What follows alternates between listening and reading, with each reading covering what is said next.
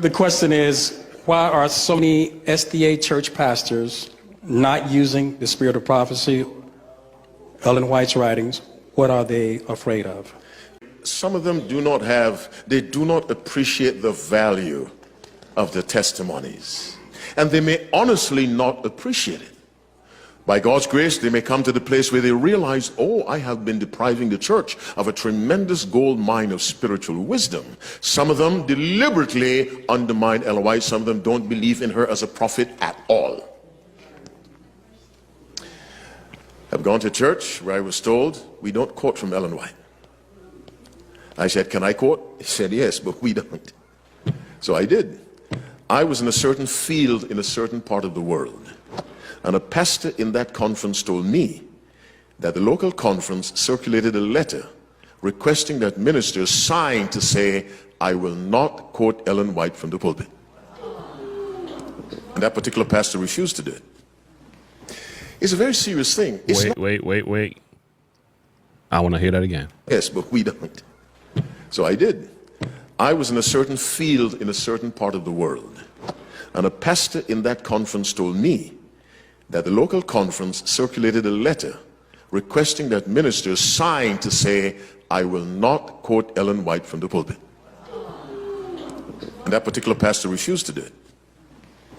It's a very serious thing. It's not strange. Did not the Jews kill the prophets? That's right. We're killing Ellen White. It's no different.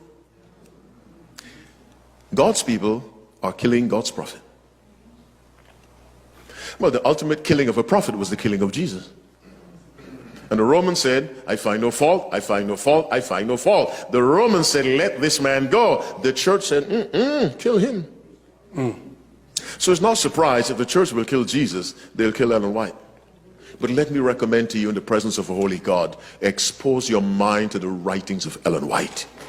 Expose your children to the writings of Ellen White. Your lives will change. Some young man wrote me 2 days ago, I'm spiritually this and spiritually that, and I'm going down the drain. Pray for me. Many times people don't need prayer, they just need to make a decision. I told him, read Steps to Christ, chapter 5. He wrote me the next day, he said, I had never seen it. I've read the book before. I had never seen it that way. Immediately there was a change. I told him, now follow up with chapter 6. He read it. He wrote back, I want to thank you. About 2 years ago, someone wrote me, my life is on the decline spiritually. I have no desire for God. I told her, confess your sins. Read Steps to Christ, chapter 5. The person wrote back, I have experienced a change. True story.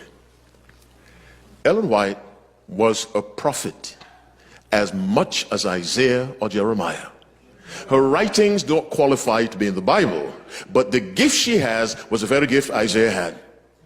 And her gift was given to her for this church, not the whole world, for this church, to keep this church off the rocks of error. Satan knows that, so Satan gets into us and tries to break our confidence in the writings of Ellen. And she has told us, those who deny her writings will eventually deny the Bible. That's because right. The source of authority is the same, the Spirit of God.